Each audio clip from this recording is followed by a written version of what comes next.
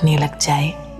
खामोशी में बैठ, जब तुम्हारे चेहरे पे वो छोटी सी मुस्कान आए तो बस एक बात याद रखना, एक दिन प्रभु स्वयं कर्मों का परिणाम बन के आएंगे।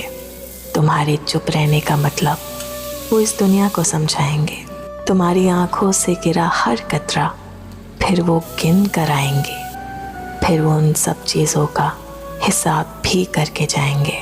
इंसान की अदालत में शायद तुम हार भी जाओ, पर भगवान की अदालत में शब्द नहीं, केवल परिणाम आएंगे। और फिर उस दिन तुम सच में मुस्कुराओगे।